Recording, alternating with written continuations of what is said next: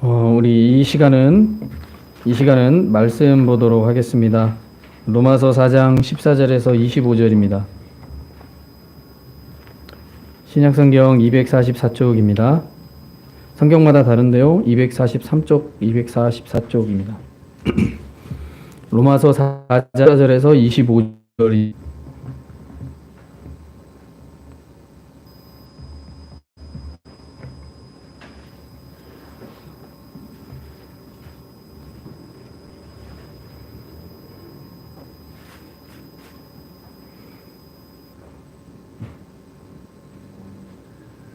14절에서 25절입니다. 천천히 한 절 한 절씩 교독하겠습니다. 만일 율법에 속한 자들이 상속자이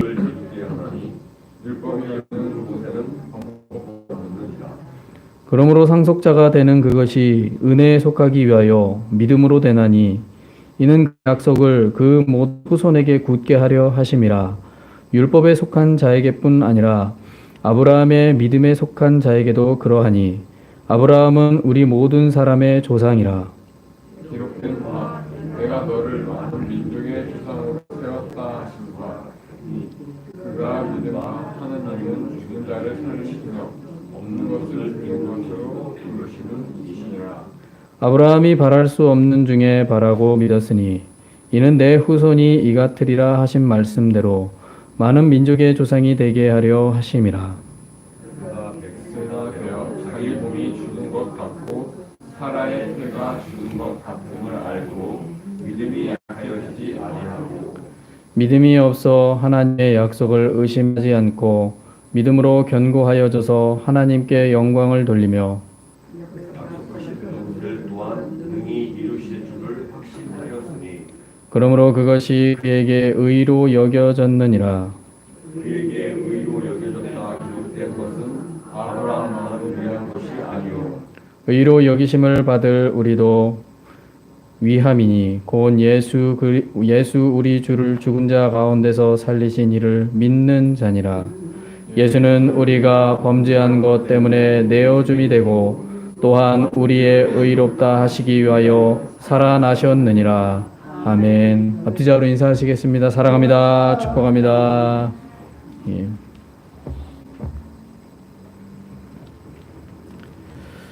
연말이고 성탄절을 앞두고 있는데요. 아시겠지만 우리나라가 어수선합니다. 성탄절이 성탄절 같은 분위기가 사라졌습니다. 아시겠지만 그나마 저희 교회도 성탄절의 분위기를 좀 내려고 추리를 달았는데 화려하고 우리 성도님들이 다 이쁘다고 하시고 우리 또 이미선 집사님이 이렇게 헌신해 주셔서 했는데 이쁘죠? 근데 나라 분위기는 좋지 않습니다. 뉴스 보셔서 아시겠지만 결코 좋지 않은 시대입니다. 어떤 기사에서는 그러더라고요. 이런 일로 인해서 나라에 900조가 손실됐다고 말합니다. 말이 900조지 상상이 가십니까? 우리나라 1년 예산이 600조입니다. 근데 900조가 사라졌대요. 그 정도로 손실이 크답니다. 이런 심각한 시기에 예수 그리스도의 탄생을 기뻐하는 것조차 사치 같은 느낌이 들 정도로 우리 그리스도인들이 이 나라를 위해서 정말 기도해야 될 줄로 믿습니다.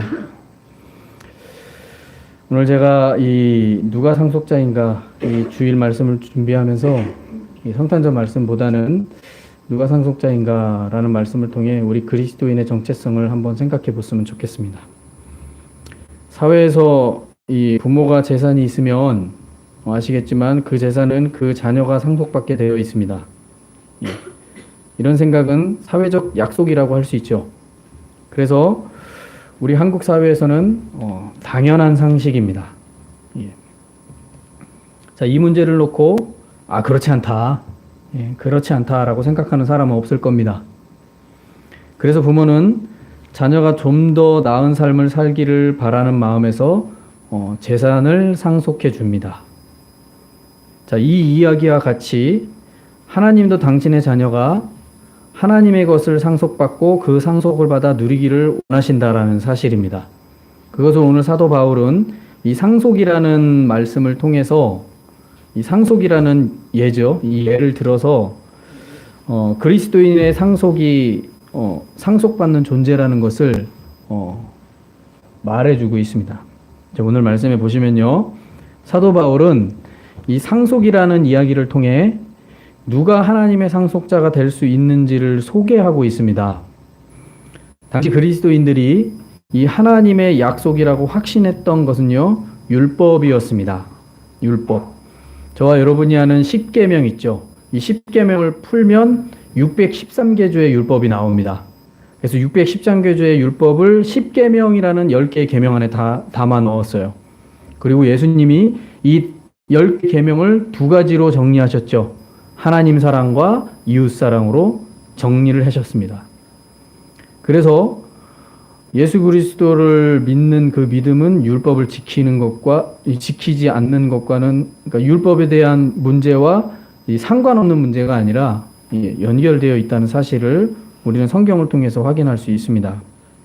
그런데 당시 그리스도인들은요, 이 하나님의 약속이라고 확신했던 것이 대부분 율법이었습니다.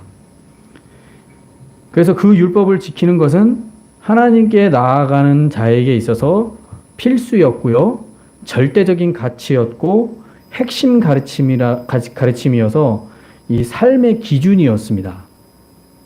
그래서 율법을 빼고서 하나님을 논하고 말하고 가르친다라는 것은 상상도 할 수 없는 일이었어요. 당시 시대 때는요. 이러한 기준을 가지고 있는 그리스도인들에게 오늘 사도 바울이 누가 상속자가 될 수 있는지를 분명하게 언급하고 있습니다. 14절에 보시면 이렇게 말합니다. 만일 율법에 속한 자들이 상속자이면 믿음은 헛것이 되고 약속은 파기되었느니라. 자, 이 말씀은 율법에 속한 자가 상속자라고 주장을 한다면 예수 그리스도로 말미암은 믿음은 헛것이고 또 하나님과의 약속은 파기된 것이라고 바울이 먼저 말을 합니다. 오늘 14절에. 근데 이 당시 시대에 이 바울의 이러한 가르침을 주는 가르침의 이 주장은 율법을 기준으로 삼고 살아가는 그리스도인들에게 있어서 아주 충격을 안겨다 주는 가르침이었습니다. 그러니까 율법을 빼버리는 거예요. 율법은 약속이 아니다라는 거예요. 그렇기 때문에 충격을 받은 거죠. 왜냐하면 조상적부터 수백 년 동안, 수천 년 동안 지켜왔던 절대적인 가치예요. 절대적인 기준이에요. 그런데 이걸 송두리째 거절하는 것으로 들려졌기 때문입니다. 저와 여러분이 이 세상을 살아갈 때 우리의 삶에 절대적인 가치와 기준이 있습니다. 우리 민주주의 시대를 살아가는 우리 나라는 절대적인 가치와 기준이 있습니다. 그게 송두리째 빼앗긴다고 생각해 보십시오. 받아들일 수 있을까요? 그거와 같은 겁니다. 이스라엘 백성들에게 있어서 이 율법을 지키는 것은 조상적부터 지켜왔던 절대적인 가치고 절대적인 기준이었어요. 근데 오늘 바울이 그걸 송두리째 거절하는 것처럼 말씀을 전하고 있는 거예요. 그러니 이들에게는 이게 충격이죠. 그리고 이 율법이 어떠한 용도로 쓰여지는지를 먼저 깨닫지 않고서는 이 바울의 이 가르침을 이해할 수 없다는 사실을 먼저 기억해야 됩니다. 그래서 바울의 이 한 말을 이 율법의 용도를 이해하지 못하면 받아들일 수가 없는 거죠. 왜냐하면 율법이 그들에게 있어서는 절대적인 가치고 기준이기 때문이에요. 자, 그렇다면 율법이 어떤 용도로 쓰여졌는가? 이 사실을 알아야 되는 거죠. 율법이 도대체 어떤 용도였는가? 우리가 믿음 생활하면서 구약과 신약에 있어서 율법과 하나님의 은혜와의 사이를 혼돈하면서 충돌하는 일들이 벌어집니다. 그 이야기 가운데서 이단들이 나오는 거예요. 근데 사도 바울은 이걸 분명하게 정리를 해줍니다. 그럼 율법이 어떤 용도냐? 첫 번째는 율법의 용도 중에 첫 번째는 한번 따라해 보실까요? 죄를 깨닫는 데 있다. 다시 한번 따라해 보실까요? 죄를 깨닫는 데 있다. 구약의 율법을 보시잖아요. 그 율법은요, 사람을 죄를 깨닫는 데에 그 목적이 있습니다. 첫 번째가. 그래서 로마서 3장 20절에 사도 바울이 이렇게 말합니다. 그러므로 율법의 행위로 그 앞에 의롭다 하심을 얻은 육체가 없나니 율법으로는 죄를 깨달음이니라.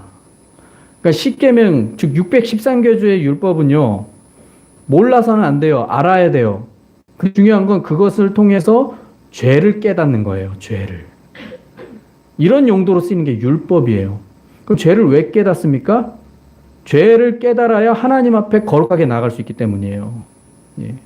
역설이죠.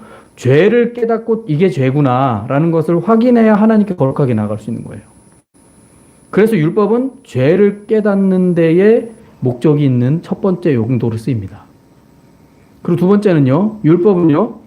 예수 그리스도께로 인도하는 가정교사의 역할을 합니다.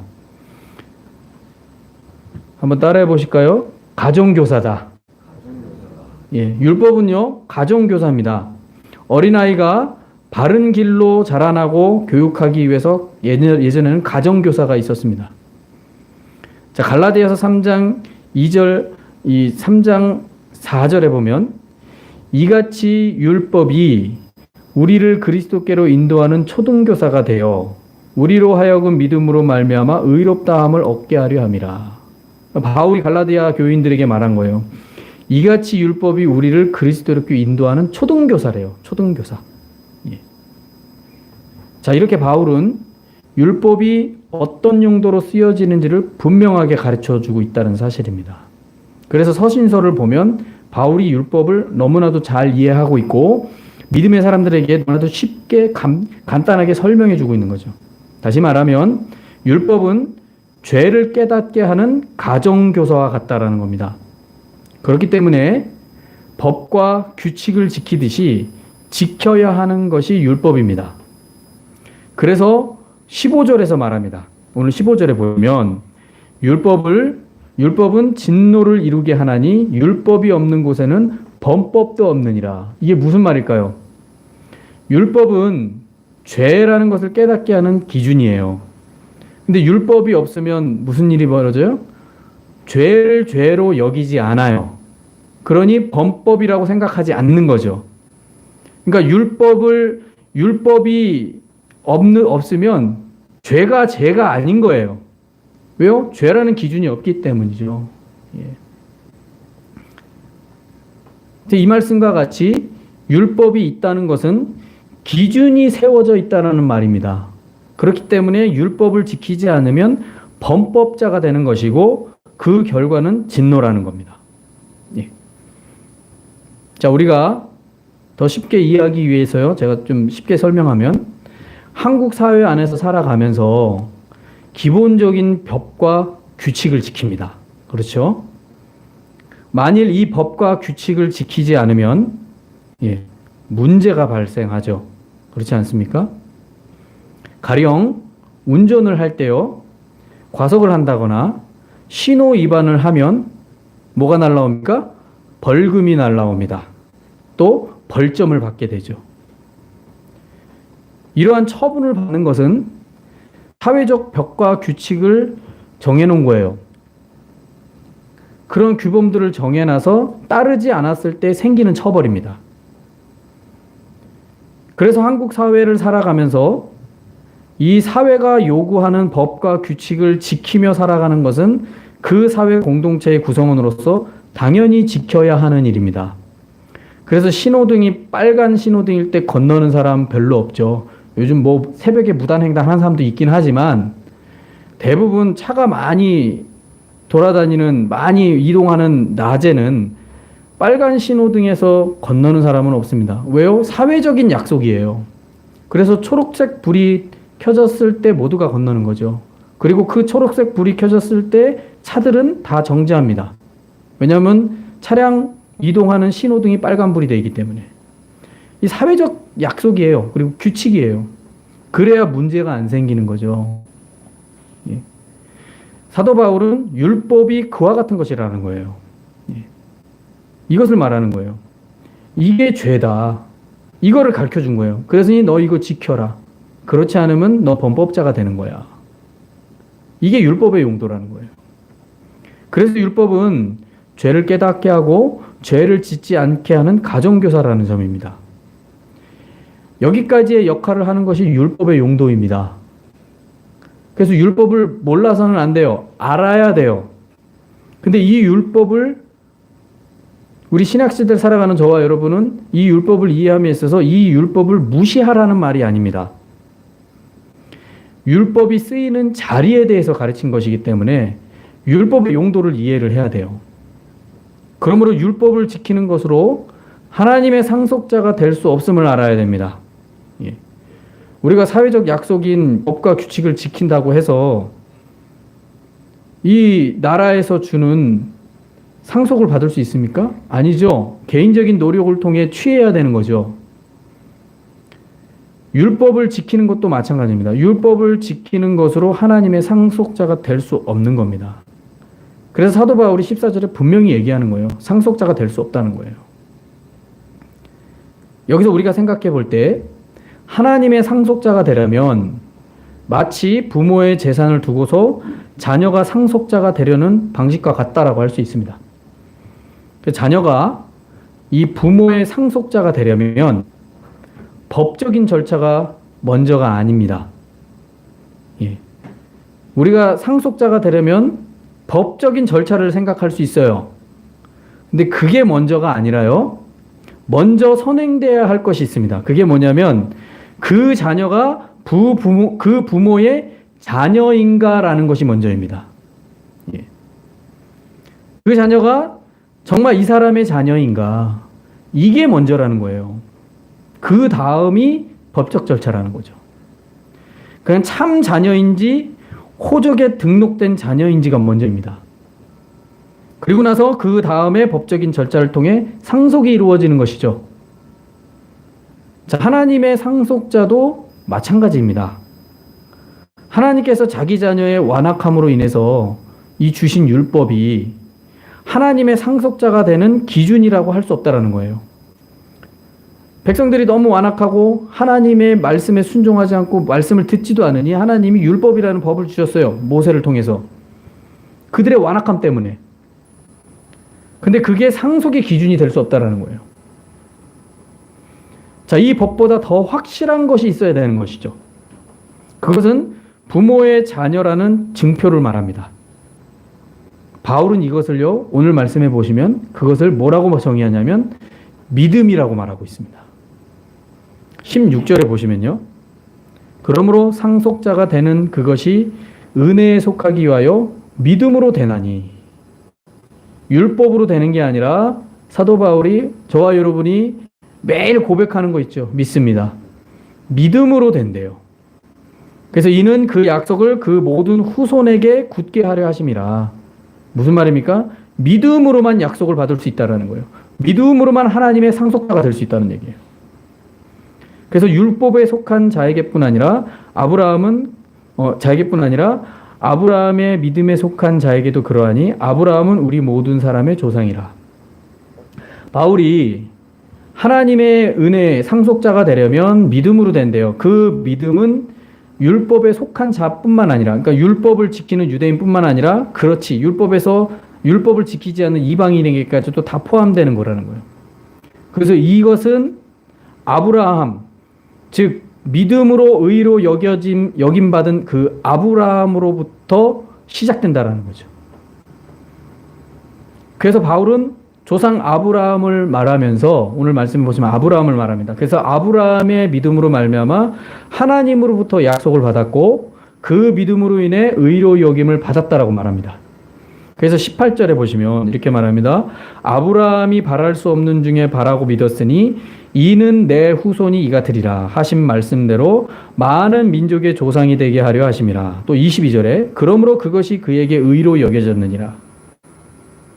여러분, 우리가 아브라함을 생각할 때요, 모세가 준 율법하고 혼돈하시면 안 됩니다. 아브라함은 모세 이전 사람입니다. 창세기에 나오는 인물이에요. 모세는 그 이웃 사람이에요. 하나님이 아브라함을 보셨을 때 아브라함 시대 때는 율법이 없었습니다. 예. 율법이란 기준은 모세 이후에 주어진 거예요. 그럼 하나님이 왜 아브라함을 의로 여겼습니까? 그가 율법을 알았기 때문일까요? 아니죠. 그때는 율법이 없었어요. 고대 사회이기 때문에. 그럼 율법은 모세로부터 주어진데 왜 아브라함을 의라고 의로운 자로 여겼을까요? 믿음 때문입니다. 바랄 수 없는 중에 바라고 믿었다라는 거예요. 소망이 없는 상태에서 그 약속을 바라보며 믿어서 그가 의로 여김을 받은 거예요. 바울은 이 얘기를 하는 거예요. 하나님께 인정받는 길은, 하나님의 상속자가 되는 길은 믿음이지 율법이 아니라는 거예요. 이렇게 아브라함이 하나님을 믿는 믿음으로 약속을 받았고 의로 여김을 받은 것과 같이 마찬가지로 우리 그리스도인도 율법이 아니라 믿음으로 말미암아 약속을 받고 의롭다함을 얻었다라고 말하는 겁니다. 그래서 그 믿음은 예수 그리스도를 믿는 믿음에서 비롯된다는 사실을 언급합니다. 그래서 오늘 마지막에 보면 24절, 25절에 보면 바울이 이렇게 얘기해요. 의로 여기심을 받을 우리도 위함이니 곧 예수 우리 주를 죽은 자 가운데서 살리신 이를 믿는 자니라. 예수는 우리가 범죄한 것 때문에 내어줌이 되고 또한 우리를 의롭다 하시기 위하여 살아나셨느니라. 사도 바울이 뭘 말합니까? 아브라함이 바랄 수 없는 중에 그 믿음으로 의로 여김을 받은 것과 같이 오늘날 우리 그리스도인도 마찬가지다. 우리를 위하여 십자가에 못 박혀 돌아가시고 피 흘려 돌아가시고 다시 살아나신 그분을 믿는 믿음으로 우리가 하나님의 상속자가 된다. 사도 바울이 이 이야기를 한 거예요. 너희가 조상적부터 믿어왔던 율법 그거 아니다. 그거는 너희들의 완악함 때문에 주어진 하나의 규범이다. 법이다. 죄를 깨닫게 하는 방법이다. 그런 용도다. 즉 예수를 믿는 믿음이 하나님의 상속자가 된다는 사실을 오늘 사도 바울이 밝히고 있는 겁니다. 이것은요, 율법 조문이 하나님의 상속자가 되는 길이 아니라는 것을 밝혀준 내용입니다. 그렇다고 율법 자체를 외면한 것이 아닙니다. 그래서 유대인들은 율법을 지켰어요. 그 율법 지키라 이거예요. 그러나 그것이 유대인들은 반드시 지켜야 할 약속이지만 그것이 구원, 하나님의 상속자가 되는 길이 아니라는 거예요. 우리가 한국 사회에 살아가면서 국민으로서 기본적으로 지켜야 할 법과 규칙이 있는 것과 같이 율법은 믿는 자의 삶 속에서 죄를 깨닫게 하는 도구입니다. 이거를 아셔야 돼요. 그래서 다른 거 필요 없습니다. 너무 복잡하시다면 딱 한마디만 생각하시면 돼요. 율법은 죄를 깨닫게 하는 용도다. 이렇게 이해하시면 돼요. 그래서 저와 여러분 율법을 보면서 죄가 이런 거구나라는 걸 깨닫는 거예요. 그래서 하나님의 상속자가 되려면요, 나를 구원하신 예수 그리스도를 믿는 것밖에 없습니다. 그것 말고 다른 길 없습니다.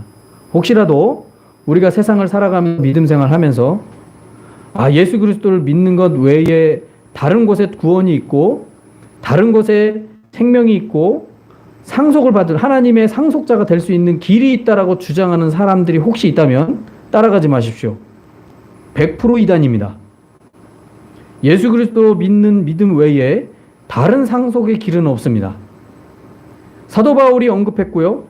이 사실은 기독교의 중심이고 기독교의 핵심입니다. 혹이라도 선하고 착하게 살면 하나님의 상속을 받을 거야. 좋은 말 같지만 답이 아닙니다. 혹이라도 다른 곳을 통해서 열심히 종교 생활하면 그것을 통해 얻어지는 덕으로 인해 상속자가 될 거야. 천국에 갈 거야. 극락에 갈 거야. 다 거짓말입니다. 왜요? 성경은 그걸 말하고 있지 않아요.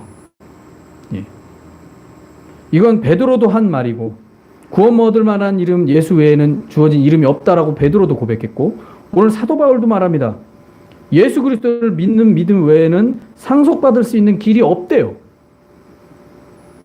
근데 수십 년 동안 우리가 믿음 생활 하면서 저와 여러분 믿음 생활 지금 수십 년 동안 해오지 않습니까? 적게는 몇 년 정도 되고 길게는 50년 이상 믿음 생활 해오지 않습니까? 근데 이 믿음 생활에서 매일 반복되는 이거예요. 믿음으로 말미암아 의에 이르고 구원에 이른다. 그러니까 계속 이것이 반복되니까 식상한 거죠. 예. 똑같은 얘기 계속 반복해서 들으면 누가 좋아하겠습니까? 근데 중요한 건 이게 기준이라는 겁니다. 이것이 그리스도의 삶의 중심이고 기독교의 핵심 구원의 교리입니다. 이것 외에 다른 길이 없다라는 거죠. 그래서 그분의 십자가의 구원과 부활과 승천을 믿고 장차 약속의 자녀가 되었다는 사실을 믿는 것입니다. 이 믿음 외에 다른 상속받는 길은 없습니다. 제가 앞에서도 예를 들어서 얘기했지만 자녀가 이 사람이 정말 이 사람이 이 부모의 상속을 받을 만한 자녀다라는 확인을 하려면 뭘로 해야 됩니까? 예? 법적 절차요? 그건 다음이죠. 정말 이 사람이 이 부모의 자녀인지를 확인하는 호적에 등록되어 있느냐, 유전적으로 확실하냐, 이것이 증거하다는 거죠. 하나님의 상속자가 되시려면 무조건 예수 그리스도를 믿는 믿음이 있어야 됩니다. 이것 외에 하나님의 상속을 받을 수 있는 길은 없습니다. 이걸 사도 바울이 오늘 얘기하고 있는 거예요. 히브리서 11장 6절에 이렇게 말합니다. 믿음이 없이는 하나님을 기쁘시게 하지 못하나니 하나님께 나아가는 자는 반드시 그가 계신 것과 또한 그가 자기를 찾는 자들에게 상 주시는 이심을 믿어야 할지니라. 히브리서도 말해요. 믿음 없으면 하나님 기쁘시게 못한대요. 더 나아가서 반드시 그가 계신 것과 그가 자기를 찾는 자에게 상 주시는 이심을 믿어야 한다는 거예요. 상속자가 되는 길은 믿음밖에 없어요. 저와 여러분이 오랜 시간 동안 믿음 생활을 해오고 있습니다. 저도 모태신앙이라 내년이면 50년째 되는 믿음 생활을 하고 있습니다. 그런데 저는 지금도 예수 그리스도를 믿는 믿음 외에 구원의 길, 상속받는 길이 없다고 지금도 믿고 있습니다. 확신하고 있습니다. 식상하지 않습니다. 이 길 외에 소망이 없어요. 세상을 보십시오. 오늘날 세상 돌아가는 모습을 보십시오. 희망이 있습니까? 소망이 있어 보이십니까? 우리나라가 지금 잘 살고 있잖아요. 전 세계의 이 10대 10손가락 안에 드는 경제 대국이 됐습니다. 그런데 불미스러운 일 하나 때문에 순식간에 국격이 땅바닥에 떨어졌습니다. 순식간에 통계에 의하면 900조가 날아갔대요. 순식간에 사람들의 마음 가운데 큰 우려의 마음들이 사로잡았습니다. 불안과 공포가 사로잡히고 순식간에요. 순식간에. 세상이 소망이 있어 보이십니까? 여러분, 이런 시대에 저와 여러분이 살고 있다는 거예요. 그럼 우리 그리스도인으로서 어디에 소망을 둬야 될까요? 정말 하나님의 상속자가 되는 길은 예수 그리스도를 믿는, 베드로도 말했고 사도 바울도 고백했고 가르쳤던 예수 그리스도를 믿는 외에 어디에 소망이 있을까요? 예?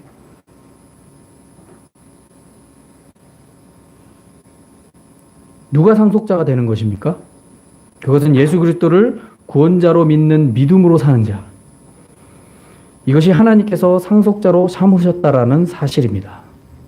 이거는요, 2000년이 세월이 흐른 지금까지도 똑같이 진행되고 있는 사실이고 변하지 않습니다.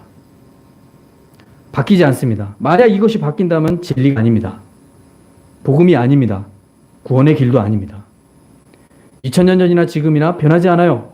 동일해요. 그렇게 우리는 오늘날 이 세상을 살아가면서요, 믿음의 위대함에 대해서 자부심을 가지셔야 됩니다. 즉 예수 그리스도를 믿는 믿음에 대해서 자부심을 가지십시오. 이거는 2000년이 흘려도 변하지 않는 진리예요. 예. 우리가 믿음 생활 오래 했기 때문에 이게 좀 식상하다 느껴지실 수 있을 겁니다. 그럴 수 있어요. 세상은 자꾸 바뀌니까. 그러나 2000년 전이나 지금이나 2000년의 세월이 흘러도 예수 그리스도를 믿는 믿음이 하나님께 상속받는 길이라는 사실은 예나 지금이나 변하지 않습니다. 동일합니다. 그렇게 우리는 오늘날 이 세상을 살아가면서 이 믿음의 위대함에 대한 자부심을 가지시기 바랍니다.